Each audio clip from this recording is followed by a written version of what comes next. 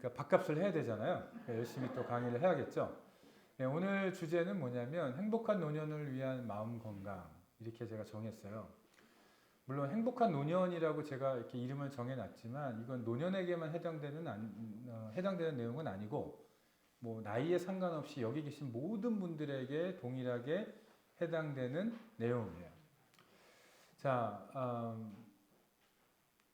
행복한 노년을 위해서 필요한 게 여러 가지가 있죠. 첫째는 건강이 필요하겠죠. 또 재정적인 안정도 필요할 거예요. 제가 한국에 와서 이제 한국에 온 지 이제 한 2년 1개월 정도 돼 가거든요. 한국에 온 지. 그러면 2년 1개월이니까 이제 제법 한국에 어느 정도 이제 적응을 했겠죠.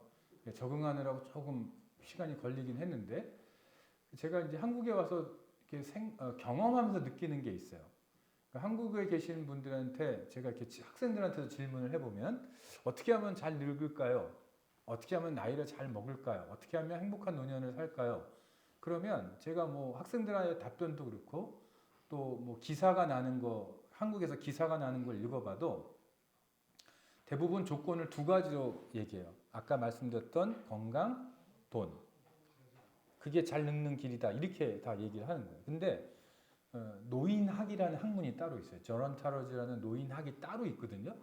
자, 노인학을 저는 이제 미국에서 많이 공부를 했었는데 행복한 노년, 그러니까 성공적인 노화가 뭐야 그러면 돈하고 건강만 얘기하지 않아요. 더 넓어요. 더 많아요. 그럼 뭐가 필요하냐? 육체적인 건강이 필요한 만큼 어떤 건강이 필요하냐면 심리적인 건강이 필요해요. 그래서 오늘은 제가 여러분들에게 심리적인 건강에 대한 얘기를 하려고 해요. 물론 관계적인 건강도 필요하고요. 영적인 건강도 필요하고요. 다 필요해요.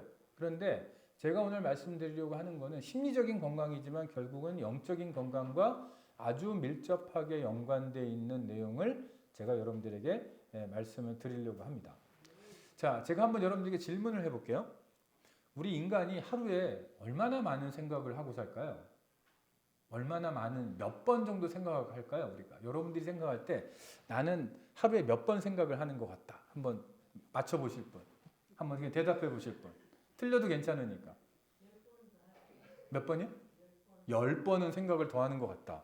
예, 쓰시는 김에 좀 더 쓰세요. 자, 몇 번 정도 할까요? 서른여덟 대여섯 번 10번. 예, 1000번 정도. 예, 좋아요. 올라갔어요. 예. 자, 우리가 생각이 많아지면 우리 한국말로 뭐라 그러냐면 5만 가지 생각이 든다 그러죠. 5만 가지. 우리 조상들이 그런 말 썼잖아요. 그게 굉장히 과학적인 말이에요. 자, 미국의 학자들이 연구를 했어요. 인간은 도대체 하루에 몇 번을 생각할까? 네. 한번 그 PPT 다음 거 한번 보여주실래요? 6만 번 생각합니다. 놀라셨죠? 내가 6만 번 생각한다고? 네. 이게 평균적으로 사람은 하루에 6만 번을 생각한대요. 놀랍지 않아요, 여러분? 그래서 제가 어느 교회 가서 물어봤어요.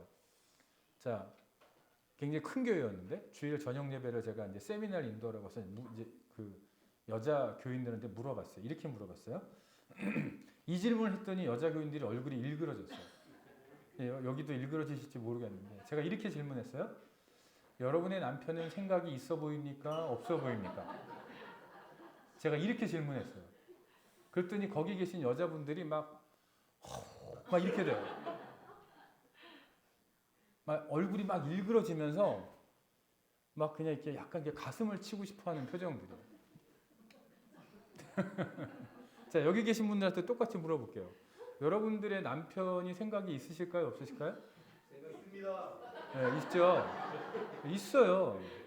그래서 제가 그 인상 쓰는 분들한테 뭐라고 얘기하냐면 여러분들이 보시기에 생각이 없어 보이는 그분들도 이만큼 생각하고 사세요. 제가 이렇게 물었어요. 이렇게 대답을 했어요. 근데 그분들 표정이 안 풀려. 못 믿겠다는 표정이에요. 또 제가 이게 물어봤어요. 여러분들의 자녀가 생각이 있어 보여요? 없어 보여요? 이렇게 질문했어요. 더 일그러져요. 어떤 분은 막 이래요. 진짜로. 막 그냥 너무 어쩔 줄 몰라. 너무 그냥 감정이 격해져갖고 생각이 너무 없어 보이는 거지, 아이들이. 근데 그 아이들도 어때요? 네, 6만 번 생각하고 살아요. 자, 그런데 그럼 왜 우리는 우리는 생각을 많이 하는 존재들이거든요. 전부 다 여러분들이나 저나 제법 생각을 엄청 많이 하는 사람들이에요. 그런데 왜 내가 생각을 이렇게 많이 하는지 모를까? 왜 그럴 것 같아요, 여러분? 무의식 중에 생각. 아, 무의식 중에 생각. 그것도 맞아요. 예, 우리의 생각이 너무 빠르기 때문에 예, 잘 몰라요. 그런데 또 다른 이유가 뭐냐면 우리 생각의 대부분은 어제나 그저께 했던 생각을 반복해요. 그래서 그 비율이 어떻게 되냐면 한번 넘겨주세요. 95%가 우리의 6만 번의 생각의 95%는 어제나 그저께 했던 생각이야. 그러니까 그 얘기는 뭐냐?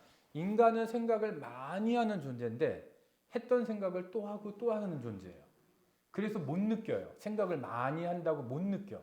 왜? 했던 생각을 또 하고 또 하고 하니까 이게 당연한 것처럼 느껴지기 때문에 내가 생각을 하루에 6만 번 하고 있다라는 느낌을 안 가져요. 자, 그러면 제가 한번 질문해 볼게요. 95%가 어제나 그제 했던 생각이라고 했잖아요. 그럼 이런 거죠. 내가 만약에 오늘 누구하고 기분 나쁜 일이 있었어요? 그럼 보통 그 생각이 며칠 가요? 2, 3일 가요. 한번 여러분들 경험을 잘 살려봐요. 제가 아까 요단강으로 가라고 그랬잖아요. 네. 과거에 안 좋았던 다른 사람과 안 좋았던 경험 요단강으로 한번 가보세요. 네.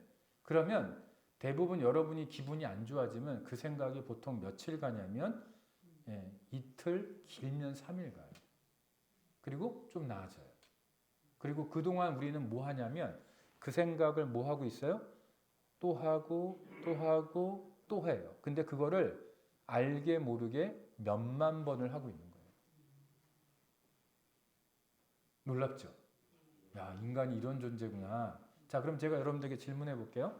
하루에 6만 번을 생각하는데 95%는 어제나 그저께 했던 생각을 오늘 또 하고 있어요? 그러면 이 중에 긍정적인 생각이 많을까? 부정적인 생각이 많을까? 네, 자신 있게 얘기하셨어요? 네. 부정적인 생각이 월등히 많아요. 이건 미국에서 나온 자료예요. 자, 그러면 한번 넘겨주세요. 얼마나 많으냐? 75에서 80%가 부정적인 생각을 많이 한대요. 자, 근데 여기 함정이 있어요. 이건 미국이라는 얘기예요. 자, 여러분, 제가 아까 오전에 그랬잖아요. 제가 미국에서 17년 반을 살았다고. 미국 사람들은 제가 이렇게 지켜보니까 우리보다 훨씬 더 긍정적이에요. 훨씬 더 긍정적. 그러니까 아이들 학교를 가보면 애들이 엉망진창이거든요. 한국 사람들 눈에 보면. 근데 선생님들이 뭐라 그러냐면 굿잡. 무조건 굿잡이야. 잘했대. 자, 저희 아이들이 어릴 때 수영을 배웠어요. 저는 유학 가기 전에 수영을 한국에서 많이 했기 때문에 수영의 폼을 잘 아는 사람이거든요. 수영을 오래 했기 때문에. 근데 우리 애들 수영을 배우는 모습을 보니까 선생님들이 미국 코치들이 너무 못 가르치는 거예요. 왜 폼이 저렇게 엉망인데 왜 안 고치지? 한국 같으면 막 팔을 잡아주고 난리 법석을 치워서라도 그 폼을 예쁘게 만들어줄 텐데 미국 코치들은 아니에요. 폼이 엉망인데 무조건 굿잡이야. 그럼 애들이 어떻게 돼요? 지들이 수영을 잘한다고 생각할까요? 못한다고 생각할까요? 잘한다고 생각. 근데 제 눈에는 못하는 수영이에요. 근데 지들 눈에는 왜? 선생님이 굿잡이라고 했거든. 그래서 어떨 때는 제가 물에 뛰어들어서 애들 이렇게 폼을 바꿔주고 싶은 충동을 느껴요. 그래서 제가 집에 와서 폼을 막 고쳐주려고 했어요. 근데 애들이 제 말을 들을까요? 안 들을까요? 안 듣죠. 왜 나는 수영을 잘하는데 이 꼰대가 왜 그러지? 이렇게 나오는 거죠. 나는 수영을 잘하는데 네가 뭔데 나를 이렇게 나오는 거예요. 그래서 못 고쳐줬어요. 근데 얘네들이 한번 미국에 있을 때 한 학기를 한국에 살아본 적이 있어요. 한 학기를. 그래서 얘네들이 또 수영을 배우러 갔어요. 한국에서. 그러니까 여기서 수영을 배우니까 어떻게 될까요? 우리 애들이 나중에 이제 미국에 돌아와서 저한테 했던 얘기예요. 수영장 가서 제일 많이 들었던 말이 뭐냐면 제대로 해. 자, 미국에서는 굿잡이란 말을 제일 많이 들었어요. 잘했어, 잘한다 이런 말을 제일 많이 들었어요. 근데 한국에 왔더니 제일 많이 들은 말이 뭐냐면 제대로 해. 제대로 해. 자, 그러면 여기서 미국 문화와 한국 문화가 극렬하게 바뀌죠. 달라지죠. 비교가 되죠. 미국 문화는 이런 문화예요. 부모들도 아이들을 칭찬을 많이 하는 문화고 학교에서 선생님들도 칭찬을 많이 하는 문화고요. 회사를 가도 칭찬을 많이 하는 문화예요.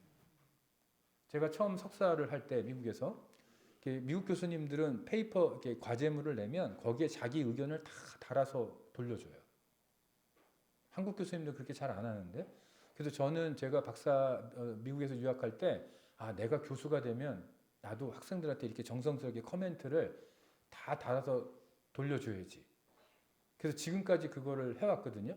되게 힘들어요. 왜냐하면 성적만 내면 편한데 그걸 다 제 의견을 첨부해서 그걸 또 다 돌려줘야 되니까 어려운데 근데 미국 교수님들은 어떻게 하냐면 이렇게 해요. 칭찬을 먼저 써요. 제가 낸 과제물에 칭찬을 먼저 쓰고 약한 부분, 좀 발전시켜야 될 부분, 좀 잘 못한 부분을 나중에 끝에 붙여요. 끝에. 근데 분량으로 치면 칭찬이 더 많고 지적이 적어요. 그건 제가 페이퍼를 잘 써서 그런 게 아니고 그냥 그분들의 문화가 그런 거예요. 미국 사람들의 문화가. 그런데 우리 한국 문화는 어떠냐면 칭찬보다는 지적을 많이 하는 문화예요. 자, 여러분들이 어렸을 때 여러분의 부모님들한테 지적질을 더 많이 받았을까요? 칭찬을 더 많이 받았을까요? 칭찬 많이 받았어요. 네, 그래서 이게 얼굴이 환하시군요. 네, 네. 그러면 굉장히 부모님이 훌륭하신 거예요. 앞서가신 거예요. 진짜로. 근데 저도 생각을 해보면 제가 부모님한테 칭찬받은 게 뭐가 있지? 고민을 해야 돼요. 지적질 당한 건 고민 안 해도 많이 떠오르거든요. 우리 어머니가 저를 보면서 내가 저걸 낳고 미역국을 먹었으니 뭐 이런 얘기도 많이 하셨고 네? 그렇게 많이 하셨단 말이에요. 근데 내가 가만히 들어봤을 때 우리 어머니하고 아버지한테 내가 칭찬받은 게 있나? 고민해야 떠올라요. 그 얘기는 뭐냐? 저도 칭찬보다는 지적질을 많이 당했고 여기 계신 분들도 아마도 칭찬보다는 지적을 많이 당하는 가정, 학교, 뭐 군대 이렇게 자라셨을 거예요. 자, 제가 아는 목사님, 선배 목사님인데 이분이 교육전사를 할 때 그 담임 목사님이 국목 출신의 목사님이었어요. 근데 하루는 주일 저녁 예배 설교를 하라고 그래서 뭐 교육전사 때니까 열심히 설교 준비를 해서 이제 강대상에 가서 이제 설교를 했단 말이에요. 근데 이 전도사님이 설교를 하는데 담임 목사님이 열심히 필기를 하더래요. 그래서 마음속으로 기뻐가지고 와 우리 목사님이 내 설교 이 하찮은 설교를 저렇게 은혜를 받고 필기를 열심히 하시는구나.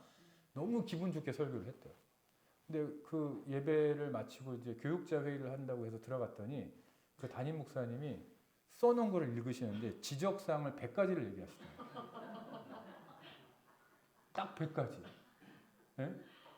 아니 설교를 뭐 교육전사가 설교를 했으면 뭐 제가 볼 때는 뭐 20분, 뭐 25분 설교했을 것 같은데 어쩜 그렇게 100가지의 지적사항을 그 재주도 참 굉장한 건데 아무튼 좌우간 100가지의 지적사항을 듣고 자기가 그날 정말 너무 힘들었었다는 얘기를 저한테 해주셨던 적이 있어요.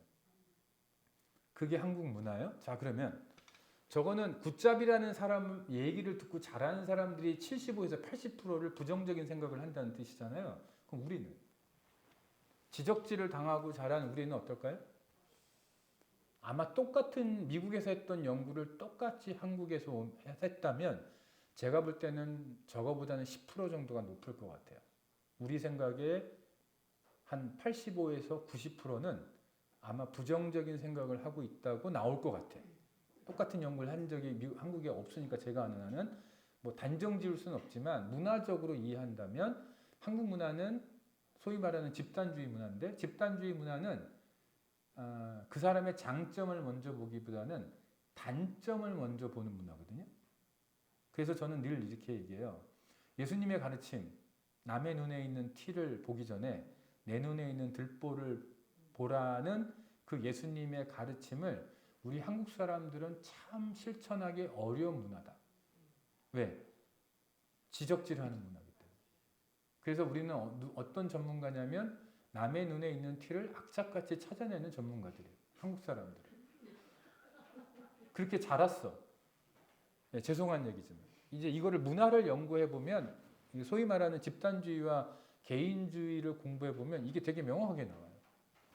우리 한국 사람들에게는 집단주의 문화가 강하기 때문에 지적질하는 문화고, 그래서 단점을 먼저 보려고 하는 문화예요. 근데 이게 다른 사람을 볼 때도 그런데요. 내가 나를 볼 때도 그래요. 자, 여러분, 제가 여러분들에게 이렇게 질문하면 여러분 뭐라고 답하실래요? 여러분은 여러분이 좋아요? 네? 자, 우리 칭찬 많이, 얼굴 환하신 집사님이시죠? 아, 권사님이시구나. 예. 자, 권사님이 좋으세요? 예. 그렇죠. 그러니까 저렇게 얼굴이 환하시잖아요.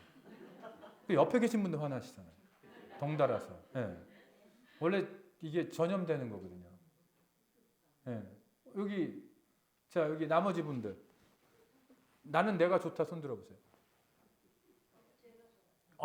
멋있어요. 예, 좋아요. 나머지 분들은. 자, 나는 내가 그냥 그저 그렇다. 손 들어보세요. 예, 싫을 때도 좋을 때도 있고. 그러면 오케이. 그러면 나는 내가 좋을 때가 더 많다. 좋아요? 예. 나는 내가 싫을 때가 더 많다.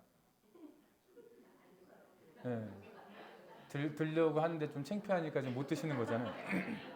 예. 제가 학생들을 가르치면서 이제 학생들한테 이런 질문들도 많이 하고 저는 뭐 검사지 같은 것도 해보고 하거든요. 그럼 학생들한테 나타나는 그 대학원생들한테 나타나는 반응이 자기가 자기를 좋아하는 사람이 많지 않아요. 우리 한국 사람들. 근데 미국 애들한테 요 질문 하잖아요. 다 손들어. 난 내가 좋다. 엄청나게 손들어. 애들이건 어른이건. 그만큼 그래서 미국 사람들이 우리가 이렇게 딱 보면 영화나 무슨 드라마나 아니면 무슨 인터뷰하는 장면들 보면 미국 사람들은 어때요? 밝아요. 자신감이 있어. 뭔가 자신감도 있고 자기 미래가 밝을 거고 자기의 단점보다는 장점을 먼저 봐요. 그래서 미국 사람들이 굉장히 나르시스틱하다고 그래요. 자기 애성이 강하다. 이거를 좀 전문 용어로 하면 지들 잘난 맛에 산다는 거예요. 미국 사람들 진짜 그런 성향이 있어요.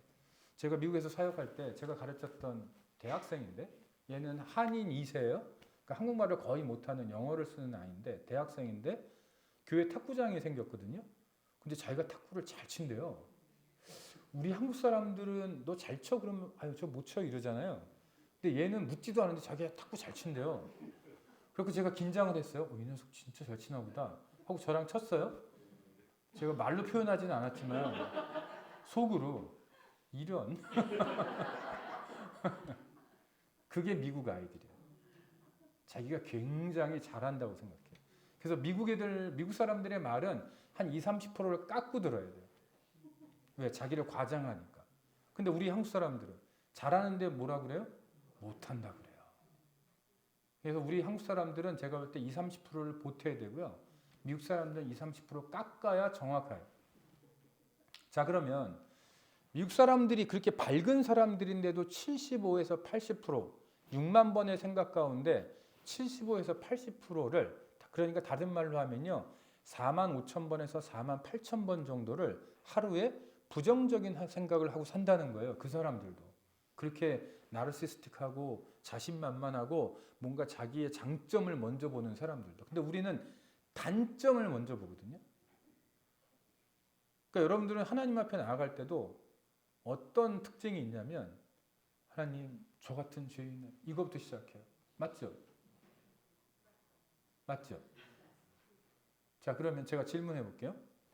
여러분들 여기 계신 어른들은 여러분의 자녀들을 되게 어렵게 키우셨죠. 쉽게 키운 분 없잖아요. 다 열심히 노력해서 키우셨을 거예요. 근데 그 자녀가 여러분 앞에 와서 아버지, 어머니, 나 같은 인간을 이 못나고 죄 많은 인간을 이렇게 키워주시고 그럼 여러분들 넌 철이 들었구나 기특하다 이렇게 하실 분이 있어요? 어때요? 가슴이 아프죠. 나 같은 거를 네? 그러면 여러분이 그렇게 기도할 때 하나님은 어떻게 생각하실까? 그래 네가 네 꼬라지를 아는구나 이렇게 하실까요? 네? 네 꼬라지를 아니 내가 마음이 기쁘다 이러실까요? 아니에요. 이거는 되게 한국적인 기도예요. 성경적인 기도가 아니에요. 왜냐? 하나님이 여러분들을 어떻게 보실까요? 질문을 좀 더 바꿔볼게요. 하나님이 여러분들 좋아하실까요? 미워하실까요? 그럼 여러분은 여러분을 좋아해야 돼요? 미워해야 돼요? 네, 그게 겸손이에요. 내 시각을 버리고 하나님의 시각으로 내가 나를 보는 게 겸손이에요. 그 옆에 있는 사람은 하나님의 옆에 있는 사람은 좋아하실까요? 싫어하실까요?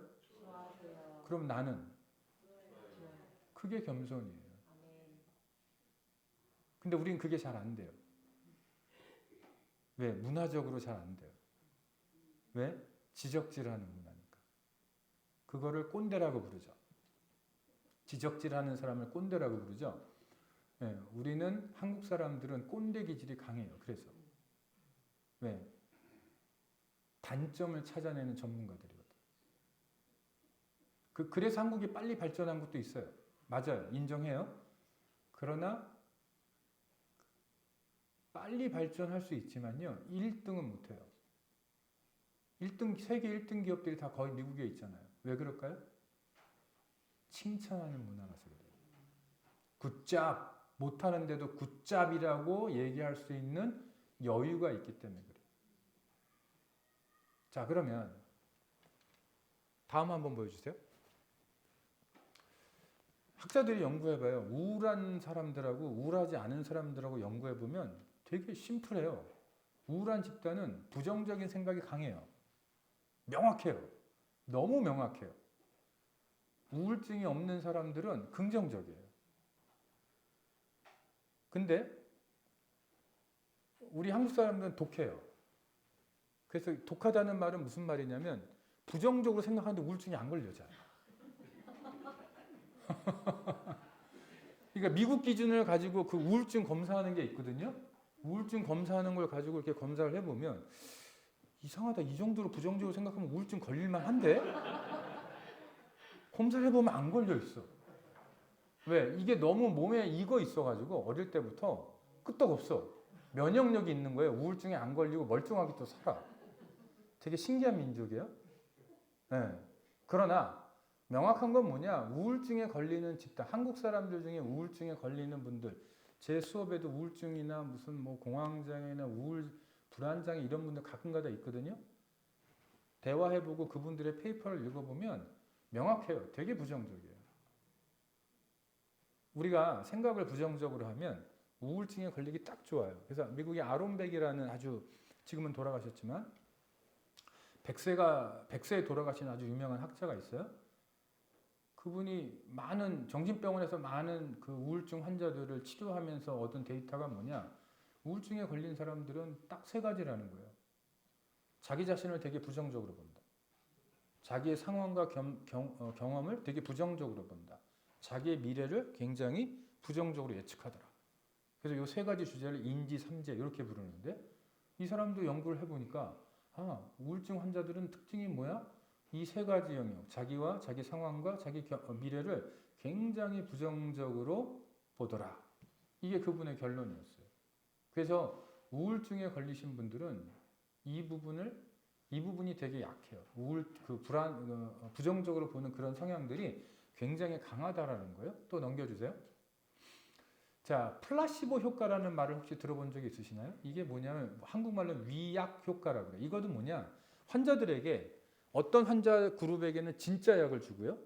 어떤 환자 그룹에게는 가짜 약을 줘봤어요. 아무 효과도 없는 알약은 똑같이 생겼는데 아무 효과가 없는 밀가루 덩어리를 줬다는 얘기예요. 그런데 효과가 똑같아. 진짜 약을 먹은 그룹하고 아무 효과가 없는 가짜 약을 먹은 그룹하고 효과가 똑같아요. 그러면 왜 똑같지? 말이 안 되잖아요, 여러분. 어떻게 하나는 성분이 있고 하나는 성분이 없는데 왜 결과는 똑같을까? 왜 그래요? 플라시보 효과라는 건 그거예요. 가짜 약을 먹더라도 내가 이 약을 먹으면 낫겠지라는 긍정적인 기대를 하잖아요. 그 긍정적인 기대 자체가 우리의 몸을 치료한다라는 거예요. 그게 플라시보 효과예요. 되게 놀랍지 않아요, 여러분? 내가 이 약을 먹으면 나을 거예요. 그러니까 여러분들 약 드실 때 어떻게 해야 돼요? 아유 뭐 이거 먹기 싫은 거 그냥 그냥 의사가 먹으라니까 그냥 먹지 뭐. 아유 약 먹기 싫어. 이러면 안 나요. 아, 이 약을 먹으면 내가 낫겠지라는 이 기대를 갖고 드셔야 그 약이 소위 말하는 약발이 듣는 거예요. 네. 이것도 암이 나오구나. 네, 근데 또 넘겨주세요. 이거의 반대 개념이 있어요. 노시보 효과. 이거는 뭐냐면 병원에 입원해 있는 환자들이나 뭐 통원 치료를 하는 환자들은 똑같아요. 의사가 주는 약을 먹어도 의사가 무슨 처방을 해서 혹은 병원에서 무슨 치료를 하는데 아유 난 안 날 거야. 의사가 뭐 알겠어? 내 몸은 내가 잘 알지. 아, 제가 볼 때 전 세계에서 의사를 이렇게 무시하는 나라는 우리나라밖에 없었어요. 네. 뭐 의사가 뭘 알아? 내가 잘 알지. 이러면서 그런 거에 대한 기대감이 없이 치료를 받잖아요. 안 나요. 아무리 명의를 만나도 안 난다는 거예요. 아무리 약을 먹어도 안 난다는 그게 노시보 효과예요. 그래서 여러분 병원 갈 때 어떻게 해야 돼요? 그래 오늘 의사 선생님이 나를 잘 돌봐줄 거야. 이분이 하라는 대로 잘하면 내가 잘 나을 거야. 약 먹을 때도 이 약을 먹으면 내가 며칠만 고생하면 좋아질 거야. 이런 생각을 하는 것이 여러분들에게 훨씬 더 이 긍정적 생각, 이 긍정적 기대가 여러분에게 훨씬 더 도움이 된다라는 거예요. 긍정적 생각의 위력이 느껴지세요, 여러분? 자, 한번 또 넘겨주세요. 자, 부정적 단어와 부정적 정서. 이건 뭐냐면 이런 거예요. 우리가 부정적 말을 하잖아요. 자, 여기 있는 것처럼 어떤 무서운 일이 있으면 어우 무서워 이렇게 얘기하죠. 그러면 무서운 감정이 3배에서 5배가 더 커진대요. 어우 싫어. 어떤 사람이 너무 싫어. 그래서 그 앞에 가서 나 당신 싫어. 혹은 뒷담화를 하면서 그 인간 막 이러면 어떻게 돼요? 그 사람에 대한 미움이 3배에서 5배가 더 커지는 거예요. 또 타인에 대한 비판. 내가 만약에 다른 사람이 싫어서 비판하잖아요. 그러면 비판하는 그걸로 인해서 누가 다치는 거냐면 내 감정이 다친다라는 거죠. 부정적인 감정이 3배에서 5배가 늘어요. 자, 여기 여성 동지 여러분, 여러분들끼리 모여서 이렇게 남편 욕을 하면 속이 시원해질까요? 아니에요. 남편이 더 미워져요. 진짜로요. 내가 우리 그냥 몇 사람이 모여서 누군가를 열심히 욕했다. 그럼 속이 시원해질까요? 아니에요. 그 사람에 대한 나쁜 감정들이 3배에서 5배로 늘어나요. 언제? 입 밖에 내면. 그게 인간이에요. 왜냐? 여러분이 내뱉는 말은 반드시 여러분의 귀로 돌아와요. 귀로 돌아온 그 말은 누구를 다치게 하느냐? 나를 다치게 하는데 내 감정을 3배에서 5배 더 나쁘게 만들어요. 그러니까 남의 눈에 있는 티를 안 찾는 게 누구를 위한 거냐면 나를 위한 거예요. 그게 단순히 타인을 보호하기 위해서 예수님이 그 말씀을 주신 게 아니고 여러분을 보호하시기 위해서 그 말씀을 주신 거예요. 그래서 내 마음 속에 있는 것을 내가 입 밖에 내면 그것이 나에게 돌아와서 내 정서를, 내 감정을 그대로 자극한다. 부정적인 말은 결국 누구를 힘들게 하냐면 나를 힘들게 한다. 넘겨주세요. 자, 비신앙적인 언어. 우리가 이제 교회 다니는 사람들이니까 우리가 내뱉는 비신앙적인 언어들을 한번 생각을 해볼게요. 제가 이제 교회에서 사역하면서 많이 들었던 말. 목사님, 왜 하나님은 내 기도를 안 들어줄까요? 저한테 와서 이렇게 한탄하는 분들이 많아요. 하나님은 왜 나를 축복하지 않을까요? 하나님은 나 같은 사람한테는 관심이 없나요? 하나님은 왜 이렇게 무서울까요? 이런 하나님에 대한 부정적인 언어들을 내뱉는 사람들이 있어요. 여러분들도 해봤죠? 여러분들 이렇게 거룩하게 앉아있지만 네? 이렇게 시침이 뚝 떼고 앉아 계시지만 제가 볼 때 이거 다 해봤을걸요? 그걸 어떻게 하느냐? 나도 해봤거든. 나도 해봤거든요. 요거. 나도 나도 해봤기 때문에 여러분들도 해봤을 것 같아 느낌상. 예. 또 한번 넘겨주세요. 또 나 자신에 대해서도 마찬가지. 뭐 노인들 같으면 늙은 내가 뭘 할 수 있겠어. 제가 미국에 있을 때 한국에 오기 직전에 사역했던 교회가 이제 좀 큰 교회였는데 거기서 제가 70대 담당 목사였어요. 그러니까 거기는 나이별로 교구가 돼 있었거든요. 근데 70대가 몇 분이 있었냐면 450분이 있었어요. 그러니까 뭐 웬만한 교회 한 중형 교회 사이즈잖아요. 그러면 저는 늘 누구하고 노냐면 맨날 70대 분들하고 놀아요. 70대 분들하고 전화하고 70대 분들하고 같이 밥 먹고 70대 분들 신방 가고 그분들하고 대화하고 근데 저는 그게 너무 좋고 재밌었거든요. 노인들하고 노는 게. 네. 그래서 나는 노인들하고 잘 맞나 보다 뭐 이런 생각을 했었는데 네. 그래서 저희 집사람이 저한테 그랬어요. 당신 얼굴은 노인들한테 먹히는 얼굴인가 봐. 저기 사진이 있는데 저거는 포토샵이 많이 들어간 사진이고요. 네. 실물 보고 실망을 안 하셨길 바라는데. 네. 네. 그러면 우리 노인들이 저한테 제일 많이 했던 말 중에 하나가 늙은 내가 뭘 할 수 있겠냐고. 자기 자신을 되게 부정적으로 보는 거예요. 아니에요. 성경에는 하나님이 쓰셨던 분들은 대부분 노인들이에요. 진짜로 아브람 노인이었어요. 모세가 몇 세에 부름받아요? 네, 나이 먹고 부름받아요. 여러분들 다윗이 시편 23편이 언제 나왔을까요? 젊은 다윗이 쓴 게 아니에요. 그게 늙은 다윗이 쓴 거지. 학자들은 다 그건 다윗의 말년에 나온 시편이라고 그래요. 시편 23편이. 그러니까 성경에서 쓰임 받은 사람들을 보면 젊은 사람이 별로 없어요. 거의 다 노인들이에요. 늙은 내가 뭘 할 수 있겠어? 네. 노인들도 할 수 있는 게 되게 많아요. 성경을 보면. 또 나는 할 줄 아는 게 아무것도 없어. 이렇게 얘기하는 분들 진짜 있어요. 또 여기 뭐 나는 실패자야. 뭐 또 나는 살 가치가 없어. 뭐 나는 축복받을 자격이 없어. 이런 말을 하는 분들이 진짜 있어요. 네. 그 다음에 상황에 대해서도 비신앙적인 언어들을 쓰는 분들이 있어요. 세상은 다 틀려먹었어. 또 내 주변 사람은 다 나쁜 사람들이야. 아니면 세상에 나를 알아주는 사람이 하나도 없어. 이 세상은 부조리 천국이야. 살기가 너무 힘들어. 우리 집은 불행해.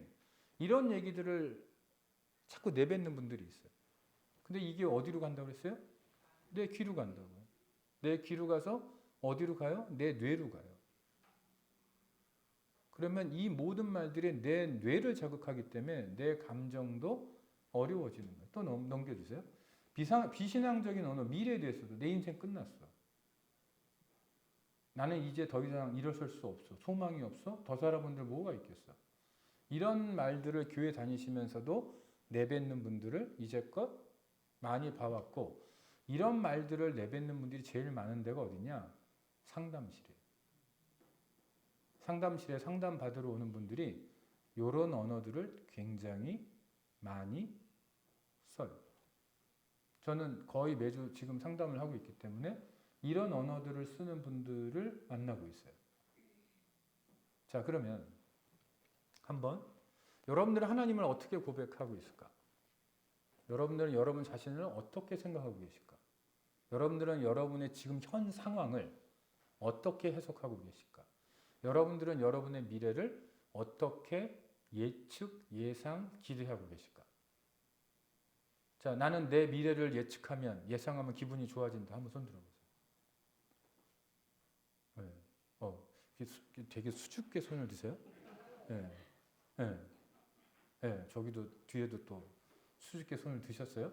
네. 자, 그냥 시편 23편 얘기가 나왔으니까 한번 얘기해 볼게요. 제가 아까 늙은 다윗이 쓴 게 시편 23편이라고 그랬잖아요. 자, 보세요. 여호와는 나의 목자시니 뭐예요? 내가 부족함이 없으리로다. 제가 구약학 전공하신 교수님한테 물어봤어요. 리로다에 해당하는 히브리어가 뭐냐? 뜻이. 리로다라고 우리가 번역을 해놨는데 리로다가 뭐냐? 부족함이 없었다, 없다, 없을 거다. 이런 뜻이래요. 여호와가 나의 목자이기 때문에 나는 부족함이 없었어. 과거에도. 지금도 없어. 앞으로도 없을 거야. 이 뜻이에요. 그러면 다윗이 부족함이 없었어요? 엄청 많았어요. 이 얘기 하면 오늘 집에 제가 못 가거든요. 그러면 안 되니까. 예. 여러분보다 훨씬 불행한 삶을 살았던 게 다윗이에요. 근데 그 다윗이 나이 먹고 인생을 돌아보면서 제가 아까 그랬잖아요. 요단강으로 들어가라고요. 법궤 앞에 서라고 그랬잖아요. 그 결정판이 다윗의 시편 23편이에요. 인생을 돌아봤어요. 다윗이, 늙은 다윗이. 근데 요단강으로 돌아가 봤거든요. 어떤 요단강이냐면 자, 사무엘이 이새의 집에 기름 부으러 갔을 때 다윗은 어디에 있었어요? 양치러 갔어요. 그 얘기는 아빠 이새가 엄마가 누구를 안 불렀어요? 다윗을 안 불렀어요. 왜요? 왜 다윗만 안 불렀을까? 못난이거든. 제일 찌끄러기거든. 집에서도 무시받던 사람이거든. 자, 사무엘이 이세 아들들을 보니까 어때요? 너무 잘생겼어. BTS급 애들이 쫙 서 있는 거예요. 그 영적인 사무엘조차도 뭐라 그래요? 참으로 이 중에 하나님이 세우신 사람이 있다고 믿었어요. 왜? 너무 잘생겼거든. 너무 멋있거든, 아이들이. 근데 하나님이 그때 유명한 말씀을 하시죠. 뭐라 그래요? 사람은 외모를 보지만 나는 중심을 본다라는 꾸지람을 사무엘에게 주신 거예요. 영적인 사무엘도 그렇게 넘어가요. 외적인 것에. 자, 그러면 다윗이 부족해요? 안 부족해요? 그 당시에 다윗이? 부족해요. 아버지 심부름으로 전쟁터에 형들에게 먹을 거 갖다 주러 갔어요. 형들이 뭐라 그래요? 칭찬했어요? 먹을 거 갖다 줬다고? 아니요. 욕했어요. 이 나쁜 놈. 구경하러 왔다고. 그 얘기는 뭘까요? 다윗은 형들에게 어떤 존재예요? 천덕꾸러기예요. 철없는 놈이에요. 형들한테도 그러니까 다윗은 원 가족 안에서 아버지, 어머니에게도 인정 못 받았어요? 형들한테도 인정 못 받았어요. 유일하게 인정받은 순간이 언제냐? 골리앗을 죽였을 때. 왕의 사위가 되잖아요? 근데 장인어른이 뭐하고 달라들어요? 죽이려고 달라들어요. 부족함이 있어요? 없어요? 있는 정도가 아니죠. 엄청 부족한 거죠. 여기 이렇게 가정 안에서 무시받고 자라고 뭐 이렇게 여러분의 장인, 장모님이 혹은 뭐 시부모님이 여러분들 막 죽이려고 창 들고 쫓아오신 분 있어요? 아무리 시집살을 해도 그 정도는 아닐 거 아니에요.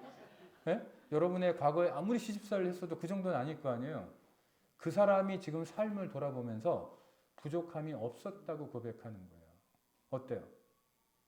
여러분들에게 이게 아무렇지도 않게 느껴지지만 저는 10편, 23편을 어느 날 묵상하다가 이건 기적인데? 어떻게 다윗이 이 고백을 하지? 다른 사람이 이 고백을 했다 그러면 내가 이해가 가요. 다윗은 죽었다 깨어나도 이 고백을 할 수 없는 사람이에요. 근데 이 고백을 하고 있잖아요. 자, 그러면 보세요. 여호와가 나의 목자니까 나는 누구예요? 양이에요. 자, 여기 나 자신에 대해서 어떤 해석을 하고 있어요? 그런 고생을 하신 분들은 주로 열등감이 강해요. 심리적으로 얘기하면. 부정적인 해석이 많아요. 근데 다윗은 그것을 극복하고 여호와가 나의 목자, 하나님을 여호와는 나의 목자라고 고백하니까 나는 저절로 양이 되잖아요. 그럼 내 상황은 어떻게 돼요? 부족함이 없는 상황이 되죠. 과거에도 없었고 지금도 없고 내 미래는 어떻게 예측이 돼요? 부족함이 없을 걸로 예측이 돼요. 그래서 왜? 내가 여호와의 집에 영원히 거하리로다. 그러니까 부족함이 없을 거예요. 이게 나이 든 다윗이 자기의 삶을 자기의 고난의 요단강을 방문해서 근데 방문만 한 게 아니고 어떤 임재로 갔냐면 여호와가 나의 목자라는 임재하심으로 거기서 돌들을 취해냈기 때문에 시편 23편이 나오는 거예요. 그래서 하나님에 대해서 나에 대해서 또 나의 상황에 대해서 내 미래에 대해서 긍정적인 생각을 하는 것은 단순히 심리적인 게 아니에요. 이건 영적인 거예요. 여러분들은 어떻게 사고해야 되시냐면 하나님에 대해서 내가 어떻게 생각할 거냐. 우리 믿는 분들에게 제가 질문을 하죠. 수업 시간에도 제가 질문 많이 하거든요. 그러면 명목적으로는 입술로는 하나님이 당신에게 하나님이 누구냐 물어보면 학생들이 하나님이 이런 분입니다. 이런 분입니다. 고백은 되게 잘해요. 우리 교인들도 마찬가지일 거예요. 고백 잘해요. 근데 제가 느끼기에는 그 고백은 그냥 배워서 나오는 고백이지 진짜 고백이 아니에요. 진짜 하나님이 좋으신 분인 걸 믿어? 라고 제가 되물으면 확신 없이 대답해요. 많은 부분. 하나님에 대한 확신이 무너지면요. 나 자신에 대한 확신이 무너져요. 내 상황에 대한 확신도 무너져요. 내 미래에 대한 확신도 무너져요. 그래서 중요한 게 뭐냐? 하나님이 누구냐를 어떻게 고백하느냐가 제일 중요한 거예요. 그게 영적인 훈련이에요. 근데 이게 굉장히 심리적인 훈련이에요. 그래서 나이를 먹으면서 건강하게 나이 먹는다. 여러분들 다 지금 나이 먹고 있잖아요. 여러분들이 지금 젊으신 분도 계시지만 어쨌든 다 나이를 먹고 있잖아요. 그러면 우리가 나이를 먹으면서 아름답게 나이를 먹는 거는 뭐냐면 그 중에 하나가 긍정적으로 사고하는 건데 긍정적으로 사고한다는 게 좀 이따 다시 나오겠지만 무작정 근거 없이 긍정적으로 사고하자는 얘기를 제가 드리는 게 아니에요. 근거 있는 긍정적 사고. 근데 그 근거가 누구냐? 하나님이라는 거예요. 여러분이 여러분 자신을 긍정적으로 볼 수 있는 근거는 하나님께 있어요. 왜? 그분이 여러분들을 긍정적으로 보시니까. 그럼 이렇게 질문할 수 있죠. 하나님 앞에 내가 잘못할 때도 하나님이 나를 긍정적으로 보실까요? 어때요? 혼내야죠. 저렇게 밝으신 분도 저렇게 네. 네, 혼내야죠. 근데 여러분 이렇게 얘기할 수 있어요. 하나님이 우리를 사랑하실 때 우리가 하나님 앞에 순종하며 바른 길을 걸어갈 때는 하나님께서 우리를 사랑하실 때 기쁘게 사랑하세요. 근데 우리가 잘못된 길을 가고 좀 말도 안 듣고 자꾸 반항하고 자꾸 엉뚱한 데 쳐다보고 이러고 있으면 하나님은 마음 아프게 사랑하세요. 사랑하는 데는 변함이 없어요. 하나는 기쁘게 사랑하시는 거고요. 하나는 아프게 사랑하시는 거예요. 근데 우리는 자꾸 뭐를 착각하냐면 아프게 사랑하시는 하나님을 자꾸 나를 싫어한다고 착각해요. 맞죠? 그걸 제가 어떻게 할까요? 내가 그래 봤으니까. 내가 그래 봤으니까 알지. 네. 여러분이 죄 짓고 넘어질 때 있잖아요. 그럼 하나님이 여러분을 미워할까요? 아니에요. 여러분의 자녀들이 만약에 좀 잘못하면 어때요? 안타깝죠. 안타깝게 사랑하는 거예요. 하나님도 똑같아요. 안타깝게 사랑하시는 거예요. 미워하시는 게 아니에요. 근데 우리는 하나님을 되게 오해해요. 안타깝게 사랑하시는 그 하나님을 누명을 씌워. 하나님에게 막 누명을 씌워가지고 하나님이 날 싫어한대.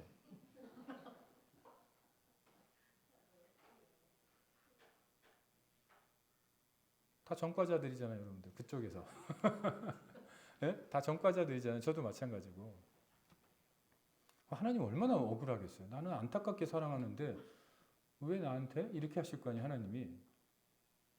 기쁘게 사랑하시느냐 안타깝게 사랑하시냐의 차이지 좋아한다 싫어한다 개념이 아니라는 거예요, 여러분. 그 하나님의 심정을 이해하셔야 돼요. 이거를 이해하시면 여러분들은 여러분 자신을 부정적으로 볼 수 없어요. 아니 하나님이 예수라는 그 귀한 존재를 투자하셨잖아요, 여러분들에게. 네? 여러분에게 투자하셨잖아요. 여러분들 대단한 존재, 그 투자를 받은 존재들이에요. 근데 하나님이 날 미워하는데 그러면 하나님은 얼마나 억울해? 야, 내가 너를 위해서 뭘 했는데 내가 이렇게까지 했는데 내가 널 미워한다고? 그럴 수가 없죠. 그렇죠? 요게 해결이 안 되면 뒤에 거 해결이 안 됩니다. 내가 누군지, 내 상황이 어떤지, 내 미래가 어떨 건지 해결이 안 된다는 얘기예요. 자, 다음 거 보여주세요. 자, 마틴 로이드 존스 목사님이라고 아세요? 영국의 유명한 목사님이신데 이분이 뭐라 그랬냐면 이렇게 얘기했어요. 사람이 절망하게 되는 원인은 하나님의 말씀을 듣지 않고 내면에서 들리는 자아의 소리, 부정적 소리, 죄악의 소리를 듣기 때문에 슬퍼하고 낙심하고 좌절하고 절망이 된다. 우리가 신앙생활하면서 왜 자꾸 낙심하고 좌절하느냐? 하나님의 목소리를 안 듣고 내 내면에서 올라오는 부정적인 소리를 듣기 때문에 좌절하고 낙심하는 거예요. 그래서 우리는 여기 써 있는 것처럼 또 아까 제가 얘기한 것처럼 우리는 자기 대화를 참 많이 해요. 영어로 셀프 톡이라고 얘기해요. 자기 대화를 참 많이 하는 존재인데 자기 대화의 대부분이 부정적이고 근데 그 부정적인 자기 대화가 왜 문제냐면 하나님이 나에게 말씀하실 때 그걸 못 듣게 만들어요. 내 속에 있는 부정적 생각이 하나님의 그 사랑의 메시지를 못 듣게 만든다고요. 억울한 거예요. 여러분들 되게 억울해 하셔야 돼요. 하나님이 여러분들에게 사랑한다고 얘기하시는데 내 안에 부정적 생각이 가득 차 있어서 그 소리가 안 들려.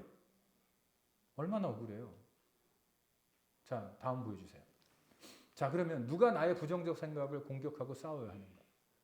그러면 여러분들 안에서 올라오는 이 부정적 생각 75에서 80 한국 사람은 아마도 85에서 90일 것 같은데 우리 안에서 올라오는 하나님에 대한 나 자신에 대한 내 상황에 대한 내 미래에 대한 부정적 생각을 우리는 싸워야 되거든요. 그게 영적 전쟁이에요. 그게 영적 전쟁이에요. 그럼 누가 싸워요? 오늘 기도하면서 하나님 싸워주세요. 물론 하나님이 도와주실 수 있어요. 근데 그 싸움의 주체는 누구예요? 여러분이에요. 하나님이 가나안 땅에 들어가면 어떻게 하라 그래요? 이스라엘 백성들에게? 가나안 백성들 다 전멸시키라고 그러잖아요. 그 누가 싸워야 돼요? 이스라엘 사람들이. 맞죠? 그러면 내 안에 올라오는 이 부정적 생각이 가나안 사람들이에요. 예? 그 누가 싸워야 돼요? 내가 싸워야 돼요. 단 도우심을 구하면서 싸워야겠죠. 그건 맞아요. 근데 그 싸움을 하나님 해주세요? 아니에요. 우리가 해야 돼요. 여러분이 하셔야 돼요. 자, 다음이요. 자, 그러면 부정적 생각을 비워야 되고 하나님의 말씀과 성령으로 충만해야 그래야 행복한 노년을 맞을 뿐만 아니라 여기 다른 연령대 중년에 뭐 청년에 계신 분들도 행복하게 살 수 있다는 얘기예요. 자, 그러면 다음 보여주세요. 부정적 자기 대화의 치유. 그러니까 여러분들은 저도 마찬가지고 부정적 대화를 많이 하는 존재인데 거기서부터 치유함을 얻으려면 어떻게 해야 되냐면 자, 아까 제가 생각을 우리는 반복하는 존재라고 그랬잖아요.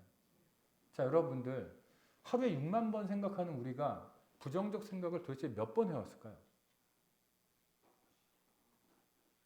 만약에 하루에 내가 80%를 부정적인 생각을 했다. 그럼 여러분의 인생만큼 어때요? 어마어마한 숫자를 이거는 수조 번이 아니고 아마 수경번 했을 거예요. 부정적인 생각을. 여러분의 인생 나이를 곱하면. 그러면 부정적인 생각이 하루아침에 없어질까요? 아니에요. 이거는 반복을 통해서 형성된 생각이기 때문에 하루아침에 잘 안 무너져요. 그러면 그걸 고칠 수 있는 방법은 뭐냐? 새로운 반복을 해야 돼요. 긍정적인 생각을 새롭게 반복해야만 얘네들이 무너진다는 얘기예요. 그래서 제가 이렇게 비유해요. 자, 여리고성을 정복할 때 이스라엘 백성들이 어떻게 해요? 네, 하루 돌고 그 다음날 또 돌고 6일 동안 한 바퀴씩 돈다면 일곱째 날 어떻게 해요? 7바퀴 돌죠. 그리고 무너지죠. 부정적 생각은 그렇게 해야 무너져요. 반복해야 돼요. 뭘 반복하느냐? 긍정적인 말을 반복해야 부정적인 말, 생각이 무너져요. 내가 신앙의 말을 자꾸 내뱉어야 불신앙의 말이 무너져요. 그래서 뭐를 반복할 거냐? 하나님의 말씀을 반복해야 돼요. 나의 이 부정적인 생각에 이 여리고성 같은 녀석을 무너뜨릴 수 있는 제일 강력한 무기가 뭐냐? 진리의 말씀이에요. 자, 그러면 다음 보여주세요. 공격하는데 수비적인 방법도 필요해요. 수비적인 방법이 뭐냐면 이런 거예요. 이제 좀 이따 다시 나오지만 부정적인 생각이 내 앞에 올라올 때, 내 안에서 올라올 때 상당 기법에서 쓰는 방법이 있어요. 그게 뭐냐? 영어로는 stop, 그만. 되게 심플하죠. 이거 못하실 분 없잖아요. 자, 여러분 안에서 부정적 생각이 쑥 올라와요. 하나님에 대해서, 나에 대해서, 상황에 대해서, 내 미래에 대해서 부정적인 생각이 쑥 올라오잖아요. 슬금슬금 올라와요. 그럼 그때 여러분들 되게 심플해요. 그만. 스탑. 별거 없죠? 해보세요. 효과 되게 좋아요. 그래서 제가 저한테 상담 받는 분들한테는 이거 항상 숙제로 주거든요. 하시라고. 부정적인 생각이 쑥 올라오면 스탑. 거기까지. 그만. 해보세요, 여러분. 정말로 해보세요. 예. 그래서 이런 훈련을 하시면 되게 도움이 돼요. 또 넘겨주세요. 자, 그러면 믿음 생활을 여러 가지로 정의할 수 있는데 오전에 설교를 한다면 우리는 돌들을 취하는 게 믿음 생활인데 오후의 강의의 내용을 가지고 우리의 믿음 생활을 정의하면 내 안에서 올라오는 잘못된 생각에 대해서 내가 싸워서 이기는 게 믿음 생활이라는 거예요. 이걸 못하면 믿음 생활을 잘 못하는 거예요. 아무리 교회를 열심히 다니고 뭐 새벽 예배를 드리고 별걸 다 해도 내 안에서 올라오는 이런 생각을 내가 싸우지 않고 그냥 내버려 두고 있다면 그거는 믿음 생활을 잘 못하는 거고 그래서 믿음의 자기 대화가 내 안에서 올라와야 그게 믿음 생활을 잘한다라고 얘기할 수 있는 거예요. 넘겨주세요. 자, 여러분 이렇게 하는 거예요. 삶의 어려움 속에서도 하나님은 선하시고 나를 사랑하신다는 자기 대화. 내가 어려움이 와요. 요단강이 왔어요. 그 순간에 내가 뭘 고백할 거냐. 이런 거죠. 우리가 고난 가운데 있으면 자, 내가 요단강 한복판에 있으면 어떤 느낌이 드냐면 마치 내가 하나님의 저주받은 느낌이 들어요. 하나님이 정말 나를 미워하시는 듯한 느낌이 들어요. 마치 내가 믿음 생활을 뭔가를 잘못해서 벌받고 있는 느낌이 들어요. 그렇죠? 근데 그때 바로 그때 아니야. 하나님은 선하시고 신실하시고 나를 사랑하시는 분이야. 나는 하나님의 사랑받는 자녀고 지금 내 상황이 어렵고 힘들지만 하나님의 기적 가운데 얼마든지 이 상황은 좋아질 수 있고 내 미래는 좋을 거야. 이 고백을 내뱉는 게 바로 성령의 인도대로 가는 삶이라는 거예요. 왜? 성령은 그렇게 말씀하시니까. 근데 우리 또 말하자면 우리 안에 너무나도 많이 반복한 부정적 생각이 성령의 음성을 이겨버려요. 그러면 아무리 성령께서 이런 메시지를 우리에게 주셔도 우리 귀에 그 메시지가 안 들린다라는 거예요. 자, 넘겨주세요. 자, 그러면 아까 제가 그랬잖아요. 부정적인 말을 하면 부정적인 정서가 3배에서 5배 늘어난다고. 똑같아요. 긍정적인 말을 하면 어떻게 돼요? 긍정적인 감정이 3배가 늘어난대요. 자, 꼴 보기 싫은 사람한테 가서 나 너 싫어하면 더 싫어진다고 그랬잖아요. 근데 그 사람한테 가서 내가 사랑합니다 이러면 어떻게 돼요? 별로 하고 싶지 않은 거죠? 표정들을 보니까 싫어 뭐 이런 표정들이에요 지금. 네. 내가 싫어하는 사람한테 가서 내가 사랑한다라고 얘기를 하면 진짜 사랑하는 마음이 생긴다라는 거예요.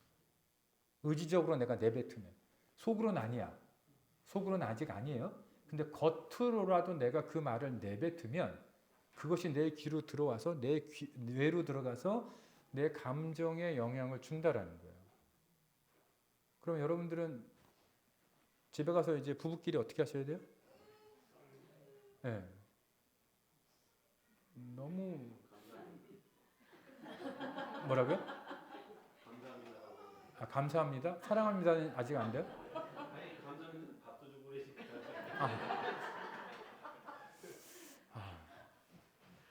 밥에 약하시군요. 네. 네.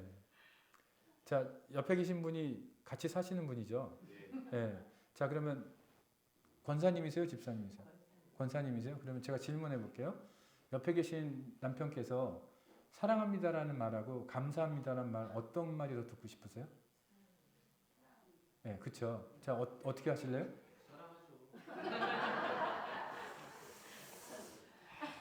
뭔가 2%가 아니고 한 20% 부족해요. 네, 느끼시죠? 지금 20% 부족한 거. 저도 느꼈거든요, 지금. 네, 뭔가 20% 부족해 보여요, 지금. 뭔가 생존을 위한 발악같이 느껴져. 그 사랑합니다라는 말이 이렇게 안 하면 왠지 죽을 것 같으니까. 이렇게라도 내가 넘어가야 된다. 약간 그런 게 느껴져서 뭐 짠하긴 한데 예. 예. 사랑합니다라고 하면 없던 사랑이 조금씩 생겨난다라는 거예요. 감사하지 않은데 감사합니다라고 얘기하면 진짜 감사하는 마음이 생긴다라는 거예요. 그게 인간이에요. 하나님이 인간을 그렇게 만들어놨어요. 그럼 여러분들 어떻게 하셔야 돼요?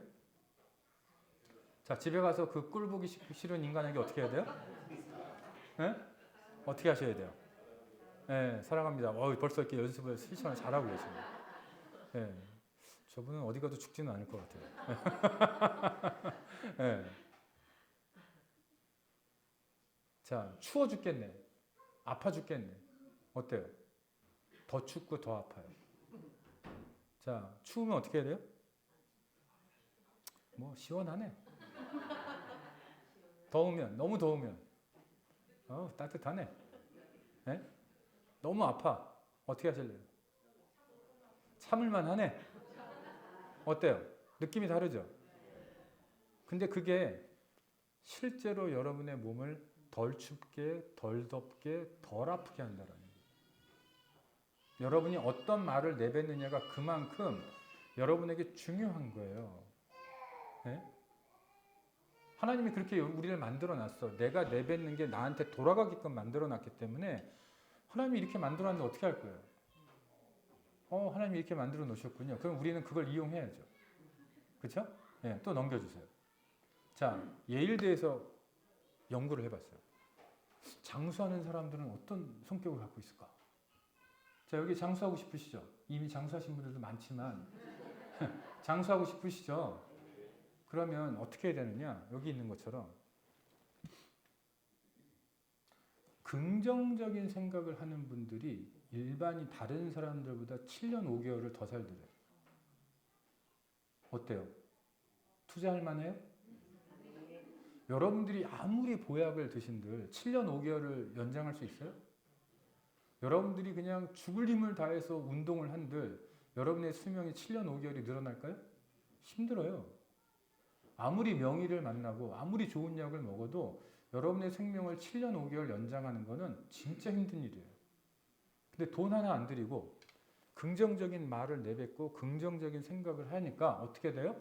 수명이 7년 5개월이 늘어나더라는 거예요. 해볼 만하죠? 투자할 만하고 수지 맞는 장사잖아요? 투자 대비 얻는 게 너무 많아. 예? 자, 사랑합니다 하실 거예요? 안 하실 거예요? 사랑합니다. 예. 저분은 10년 이상 더 사실 것 같은데? 우리 권사님 보니까 제가 10년 이상 더 사실 것 같아요. 예, 좋아요, 좋아요. 예. 예. 그래서 장수하는 사람들은 단순히 운동을 열심히 하고 잘 먹는 사람이 아니고, 물론 그것도 영향이 있죠. 당연히 영향이 있죠. 그러나 심리적으로 얘기하면 긍정적인 사고와 긍정적인 언어를 쓰는 사람들이 인간의 수명에 이만큼 관여한다라는 거예요. 놀라운 거죠. 넘겨주세요. 자, 그럼 신앙적인 언어를 한번 하나님에 대해서 생각을 해볼게요. 자, 이거 성경에 있는 내용을 제가 그대로 따온 거예요. 자, 하나님은 내 안에 착한 일을 시작하셨고 그 일을 이루실 거예요. 어때요? 저는 이거를 제가 저 자신한테 실망할 때 이 얘기를 하거든요. 내가 목사로서 교수로서 살면서 내가 내 모습에 내가 실망할 때 아니야. 하나님은 내 안에 착한 일을 시작하셨고 그 일을 이루실 거야. 이게 제가 저한테 하는 말이에요. 근데 하나님의 말씀은 그대로 하는 거잖아요. 진리의 말씀이잖아요. 어때요? 해보세요, 여러분. 달라져요. 그래서 진짜 신앙은 전 이렇게 얘기해요. 하나님 앞에 죄 짓고 와서 거울을 보면서 뻔뻔하게 하나님 그래도 저 좋으시죠? 하나님 그래도 제가 이쁘죠? 저 실제 그렇게 하거든요. 저 인간이 좀 뻔뻔해서. 네. 근데 저는 이렇게 표현해요. 하나님이 나의 뻔뻔함을 사랑하신다. 네가 좀 뭐라 아는구나. 네. 또 하나님이 나에 대해서 가지신 생각은 저주가 아니라 평안이에요. 이거 성경에 있는 말씀 그대로 따온 거예요. 저 실제로 저한테 이렇게 얘기해요. 내가 무슨 힘든 일이 있으면 아니야. 하나님이 나에 대해서 가지신 생각은 저주가 아니고 평안이야. 이렇게 얘기해요. 또 하나님은 나를 위하시고 공의와 은혜로 함께 하셔. 이것도 성경에 있는 말씀 그대로 따온 거예요. 또 하나님은 늙은 나와 여전히 함께 하셔. 어때요? 하실만해요? 좋죠? 네, 그 다음 보여주세요. 여러분 자신에 대해서도. 여러분 때문에 여러분이 싫어지고 여러분을 볼 때 막 기분 나빠지고 이럴 때 어떻게 하는 거냐? 나는 하나님의 섭리로 지음받은 고귀한 사람이에요. 이거 성경에 위배되는 거 있어요? 없어요? 없어요? 나는 하나님의 사랑을 많이 받은 사람이에요. 몸이 힘들고 때로는 외로워도 여전히 나는 행복한 사람이에요. 또 넘겨주세요. 신앙적인 언어의 상황은 뭐냐? 내 주변에 좋은 사람이 있다는 것이 너무 감사해요. 자, 옆에 있는 사람 보세요. 옆에 있는 사람한테 이렇게 인사했어요. 내 옆에 있어 주셔서 감사합니다. 네. 그 남편의 진심이 느껴지셨어요? 네, 남편의 진심이 느껴지셨대요? 네. 네. 내가 늙었지만 다른 사람과 협력해서 좋은 일을 할 수 있어. 어때요? 괜찮죠? 좋죠? 네. 자녀들이 완벽하지는 않아도 자녀들 때문에 감사해요. 네. 왜 이게 아멘이 큰지 모르겠는데? 네. 왜 큰지 모르겠어요, 저도. 네. 근데 제가 이렇게 우리 어머니를 봐도 그렇고 왜 이렇게 자녀들한테 서운한 게 많은지 모르겠어요. 어때요, 여러분? 이거 얘기하려면 또 다른 번지수로 가야 되기 때문에 제가 참을 건데, 네, 집에 가야 되니까. 네. 우리 한국 분들에게 있는 특징이 뭐냐? 완벽주의적인 기대가 되게 많아요. 그리고 당위적 생각이라는 게 되게 많아요. 이래야만 하는데 이거. 그러다 보니까 그게 뭘 만들어내냐면 서운함을 만들어내요. 우리 부모님들이 자녀에게 그게 되게 강해요. 그거는 어디도 마찬가지냐면 미국에 있는 우리 한국 부모님들도 마찬가지예요. 되게 강해요. 그러니까 미국에서 자라는 사람들은 효도가 뭔지를 모르거든요. 효라는 게 잘 뭔지 개념이 없어요. 미국에서 어릴 때부터 자라는 사람들은. 그러니까 결혼하면 어떻게 돼요? 뭐 부모에게 효도하는 거 그런 거 다 까먹어요. 몰라. 배워본 적이 없으니까. 그러니까 우리 미국에 있는 노인들은 어떻게 해요? 자식 때문에 상처를 많이 받아. 서운함이 너무 많아. 여러분들, 자녀들이 여러분들이 기대하는 걸 100% 만족시키지 못하더라도 만족할 줄 아는 것, 감사할 줄 아는 것, 그게 되게 귀한 거예요. 여러분들 김동호 목사님이라는 분이 있어요. 옛날에 동안교회 목회하셨던. 그분이 뭐라고 얘기했냐면 자식의 은혜를 아는 부모. 이 말이 여러분 가슴에 와닿는지 모르겠어요. 우리는 부모의 은혜를 아는 자식을 얘기하잖아요. 맞죠? 근데 그분은 거꾸로 얘기해요. 자식의 은혜를 아는 부모. 이 말은 무슨 뜻일까요? 여러분들 자식의 은혜를 입어본 적이 있어요? 자, 우리 지금 담임 목사님 저 둘째 아이를 저렇게 예쁜 둘째 아이를 안고 있어요. 자, 여러분들 잘 보세요. 자, 제가 볼 때 우리 목사님하고 사모님이 되게 저 둘째 키우느라고 힘드실 거예요. 아까 보니까 에너지가 장난 아니던데. 제가 아까 밥 먹어서 느꼈어요. 이 교회는 애들도 텐션이 장난이 아니구나. 우와, 애들까지. 자, 그러면 저 목사님하고 사모님 저 아이 키우느라고 얼마나 힘들겠어요. 자, 근데 제가 한번 물어볼게요. 자, 목사님, 사모님, 저 아이에게 투자하는 것보다 얻는 게 더 많지 않아요? 맞죠? 여러분도 그러지 않았어요? 여러분들이 자녀들을 위해서 희생을 많이 했지만 그 자녀들이 여러분들에게 준 기쁨이 얼마예요? 투자한 게 많아요? 받은 게 많아요? 그거 봐요. 여러분들은 자식의 은혜를 옛날에 다 받았어 이미. 애들이 저만 할 때 이미 다 은혜를 받으신 분들이에요. 근데 뭘 더 내놓으라고 뭘 그러세요? 다 받아놓고. 어때요? 맞아요? 네. 여러분들 다 받으셨어요 이미. 투자 대비 수지 맞으신 분들이에요 다. 그러면 어때요? 지금 자녀들이 여러분들의 기대에 완벽하게 부응하지 않아도 충분히 감사할 수 있어요. 맞죠? 네. 자, 미래에 대해서도 하나님의 은혜로 잘 될 수 있을 거야. 내 인생은 여전히 소망이 있어. 나는 늙었지만 하나님의 영광을 크게 드러내면서 살 거야. 나는 천국에서 하나님과 기쁨으로 지낼 거야. 이 언어가 여러분의 언어에 입에 붙어 있어야 되는데 제가 이렇게 가르쳐요, 학생들한테. 지금 제가 여러분들에게 말했던 하나님에 대해서, 자신에 대해서, 상황에 대해서, 미래에 대한 이 언어들은 뭐와 같으냐면 외국어와 같아요. 여러분들 외국어 익히려면 어떻게 해야 돼요? 반복해야죠. 자꾸 떠들어야 되죠? 똑같아요. 지금 제가 여러분들에게 가르쳐드린 이 언어는 외국어나 다름없기 때문에 여러분의 언어에 자꾸 익히려면 자꾸 어떻게 돼요? 떠들어야 돼요. 자꾸 말해야 돼요. 그래야 이것이 여러분의 언어로 입에 익는다는 얘기예요. 연습하셔야 돼요. 숙제예요. 네, 제가 갑자기 숙제 검사를 올 수도 있어요. 숙제 검사를 와가지고 해보세요, 장로님 이렇게 찔릴 수도 있어요. 권사님 요주의 딱 제가 할 거예요. 네, 제일 먼저 아마 부인 권사님 딱 모셔다 놓고 해보세요, 제가 이럴 수도 있어요. 자, 다음 넘겨주세요. 제가 아까 얘기했듯이 사고 정지 기법이라고 그래요. 부정적인 생각이 딱 올라오면 스탑, 그만, 거기까지. 자, 따라해보세요. 그만. 네. 영어도 한번 해볼까요? 스탑. 네, 이렇게 하는 거예요. 그러면 진짜 멈춰요. 또 올라와, 또 스탑.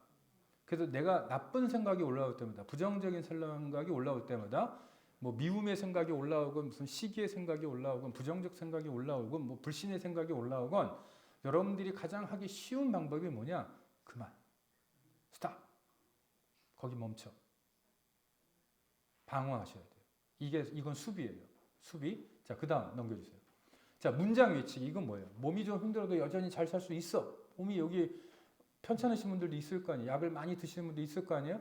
몸이 힘들면 어떻게 돼요? 우울해지죠. 그때 외치는 거예요. 그래, 몸이 좀 힘들어도 나 여전히 잘 살 수 있어. 난 죽음을 두려워하지 않을 거야. 난 슬프지 않아. 우울하지 말자. 나는 믿음의 사람이야.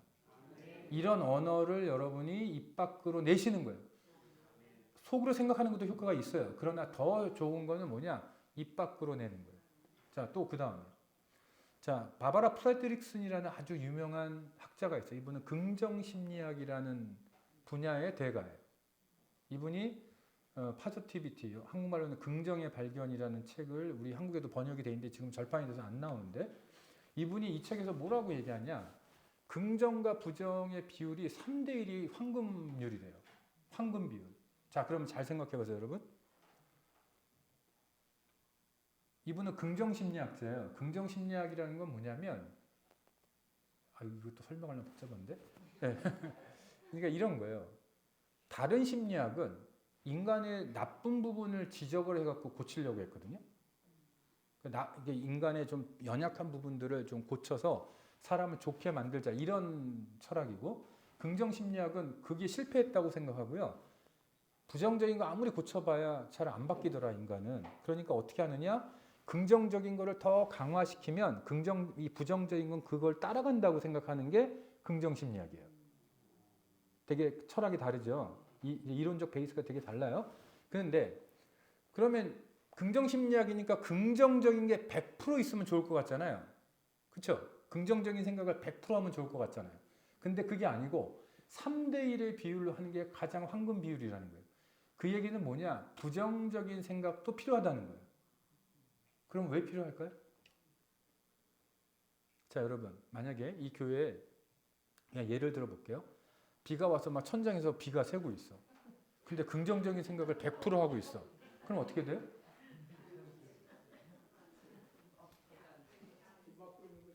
네. 천장에서 비가 새고 있는데 하나님의 은혜가 단비처럼 내리네? 그럼 이 교회가 이게 어떻게 되겠어요? 막 난리 나겠죠? 그래서 부정적인 생각도 있어야 되는 거예요. 부정적인 생각이 꼭 나쁜 게 아니에요. 단, 비율의 문제예요. 자, 3대1. 뭐가 3이에요? 긍정적인 생각이 3이고 부정적인 생각이 1이 있어야 상황이 어려울 때 이 부정적인 생각 1이 있어야 그 상황을 바꿀 수 있는 거예요. 그래서 황금 비율인 거예요. 근데 제가 볼 때 한국 사람은 1대3도 귀해. 긍정이 1이고 부정이 3인 것도 귀하고 제가 볼 때는 어느 정도냐면 1대 9? 아니면 1대 99? 이런 분들도 많아. 제가 아까 그랬죠. 그게 한국인의 어떤 문화적인 색깔이고 어릴 때부터 그렇게 자란다고요. 한국 사람들은. 그럼 교회는 예외가 아니에요. 제가 볼 때 교회도 마찬가지예요. 교회도 부정적인 생각이 월등히 많아요. 근데 그건 제가 앞에서 얘기한 것처럼 불신의 생각이거든요. 가나안적인 생각이에요. 그거는 엄밀하게 말하면 이거 바꿔야 돼요. 우리가. 그래서 긍정 3, 부정 1. 이 얘기를 구체적으로 바꾸면 이런 거예요. 자, 다른 사람한테 싫은 소리 한마디 하려면 어떻게 해야 돼요? 그 사람 칭찬을 3번 하고 부정적인 거 한마디 하는 거예요. 자, 여기 계신 우리 여성 동지 여러분, 남편을 바가지 한번 긁으려면 어떻게 해야 돼요? 3번 칭찬하고 1번 바가지 긁으세요.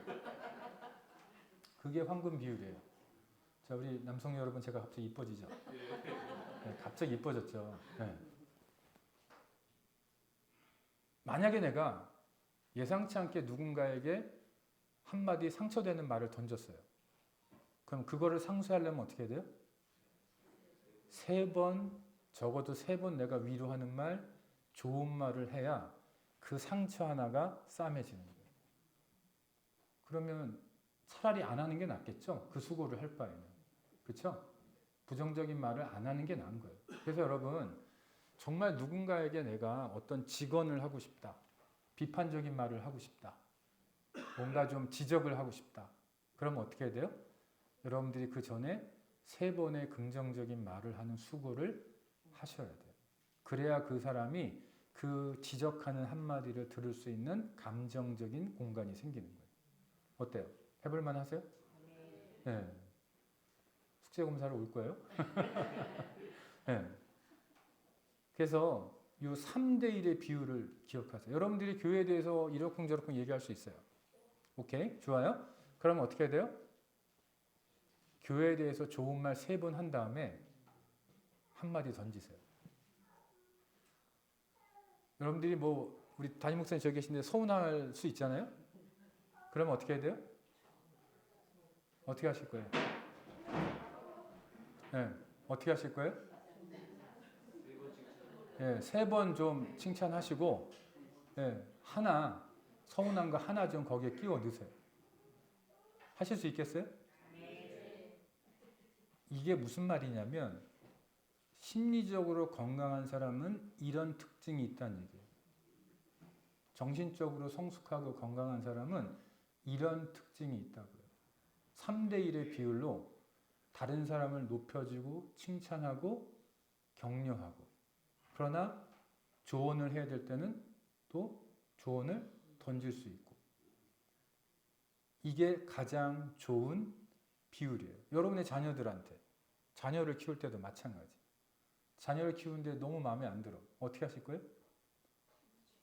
네, 칭찬 3번 하고 얘가 좀 뭔가 기분이 좋아질 때쯤 한마디 툭 찔러 넣는 거예요.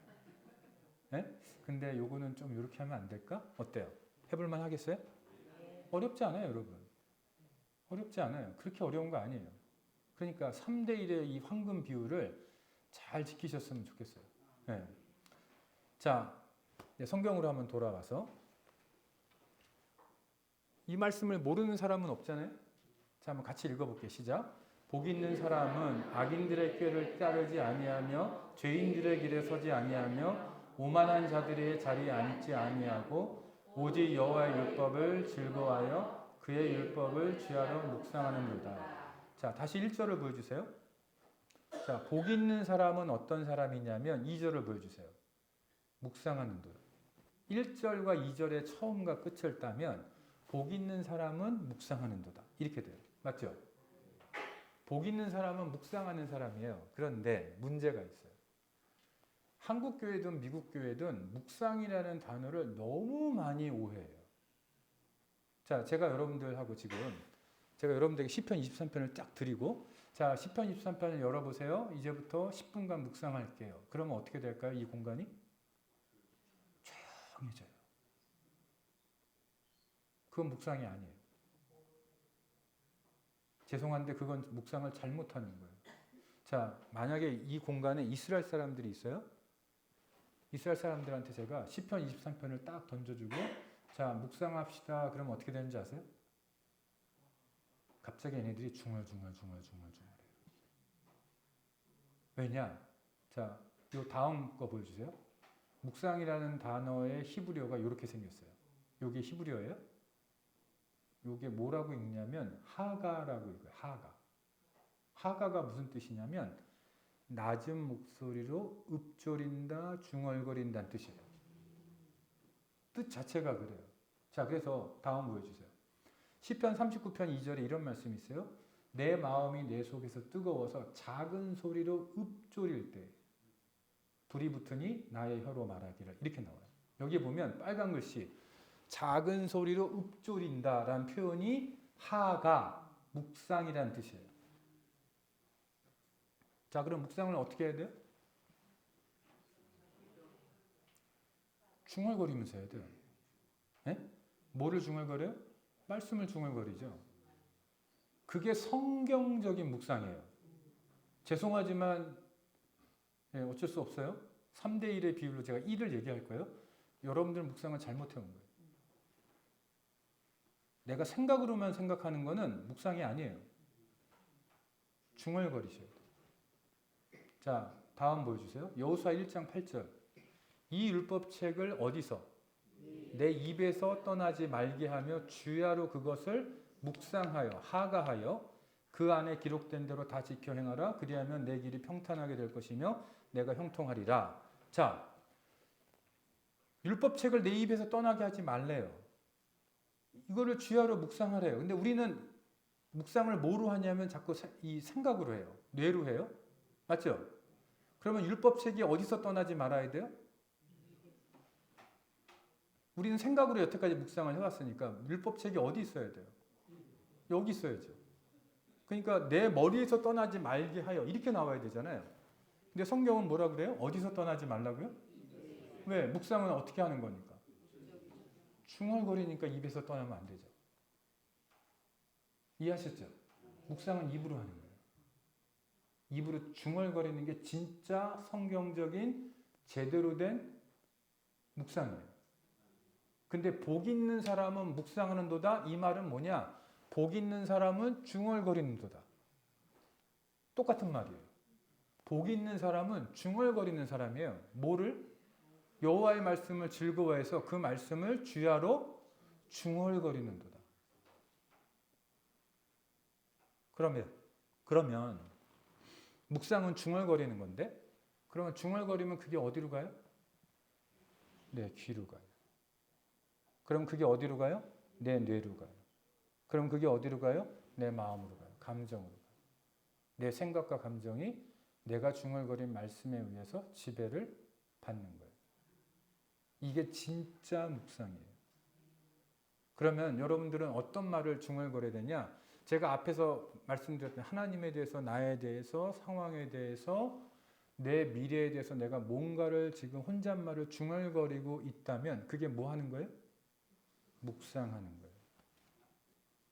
그리고 그 사람은 어떤 사람이에요? 복 있는 사람이에요. 이게 복 있는 사람이에요. 어때요? 이런 사람이 되시고 싶으세요? 네. 진짜 이런 묵상을 하셔야 돼요. 말씀을 중얼거리세요. 그래서 여러분이 좋아하시는 말씀 혹은 여러분이 뭐 매주 설교를 들으실 텐데 설교를 듣다가 여러분의 가슴에 와닿은 말씀을 적어서 어딘가 붙여놓고 일주일 동안 내가 그 말씀을 중얼거리는 거예요. 찬송가를 중얼거리는 것도 묵상이에요. 왜? 찬양 가사가 말씀이니까. 그것도 묵상이에요, 여러분. 그러니까 찬송가 여러분이 좋아하시는 찬송가 중얼중얼 부르세요. 그것도 묵상입니다, 여러분. 아니면 여러분이 좋아하는 어떤 귀절, 어떤 신앙서적을 읽다가 좋은 표현이 있으면 그거 잘 적어놨다가 그거 중얼중얼 하세요. 여러분이 좋아하는 말씀 중얼중얼 하세요. 여러분이 설교를 듣다가 여러분의 가슴에 와닿았던 말씀이 한 구절이 있으면 그걸 중얼중얼 하세요. 그게 복 있는 사람의 묵상이에요. 그리고 그게 여러분의 생각을 바꿔요. 하나님에 대한 생각을 바꾸고요. 여러분 자신에 대한 생각을 바꾸고요. 여러분의 상황에 대한 생각을 바꾸고요. 여러분의 미래에 대한 예측과 기대를 바꿔요. 그러면 여러분들은 심리적으로 정말 영적으로 정말 건강한 사람이 될 수 있는 거예요. 자, 그럼 뒤에 뭐가 또 있나요? 네. 말로 구체적으로 뭔가를 하는 거 되게 중요한데 또 다른 버전이 뭐냐면 쓰는 거예요. 그러면 더 좋아요. 입술로 고백하는 것도 되게 좋고요. 거기에 플러스해서 내가 쓸 수 있다면 더 좋아요. 그래서 여러분들에게 제가 부탁하고 싶은 거는 감사일기라는 걸 한번 써봤으면 좋겠다. 한번 다음 거 보여주세요. 샘플을 보여드리면 내가 만약에 날짜 2024년 11월 24일 오늘 아침에 건강하게 일어날 수 있어서 감사합니다. 별거 없죠? 하나님께서 제게 또 하루를 허락해 주셨다는 생각에 마음이 평안했습니다. 이렇게 반응할 수 있고 교회에서 친구와 따뜻한 차를 마시며 이야기 나눌 수 있어서 감사합니다. 별거 아니에요. 감사하는 대상이 대화 중에 마음의 위로와 기쁨을 느꼈습니다. 오늘 날씨가 맑아서 감사했습니다.